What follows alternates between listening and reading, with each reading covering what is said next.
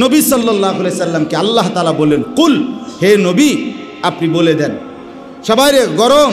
আল্লাহ পাক বলেন কুল, আপনি বলুন, নারু জাহান্নামা আশাদ্দু হাররা, এই বান্দা জাহান্নামের আগুনের গরম তার চাইতে অনেক বেশি। হ্যাঁ, অনেক বেশি। কেমন বেশি কল্পনা করে ভাবতে পারবেন? এ কথা, নারু জাহান্নামা আশাদ্দু হাররা, জাহান্নামের আগুনের গরম অনেক বেশি, অনেক বেশি।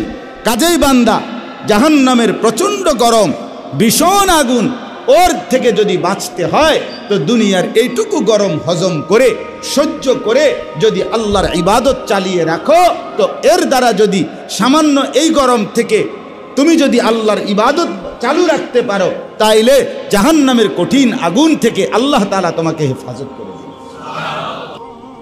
আমরা সকলেই লক্ষ্য করছি যে বাইরে প্রচণ্ড গরম।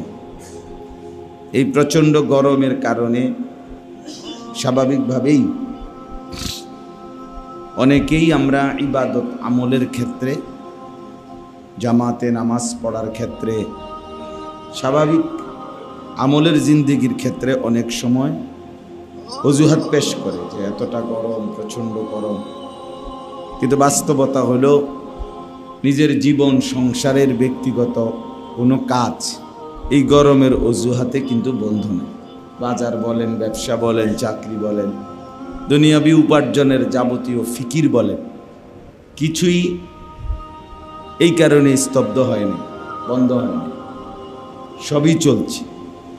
তাহলে আমাকে যেহেতু জীবনের প্রয়োজনে প্রচণ্ড গরম হলেও দুনিয়াবি সংসারের সব কিছু করতেই হচ্ছে, আখিরাতের ব্যাপারে, নিজের ইবাদত আমলের ব্যাপারে কোনো রকম অজুহাত পেশ করা গরমকে কেন্দ্র করে মনে রাখতে হবে এটা সরাসরি মুনাফিকের লক্ষণ।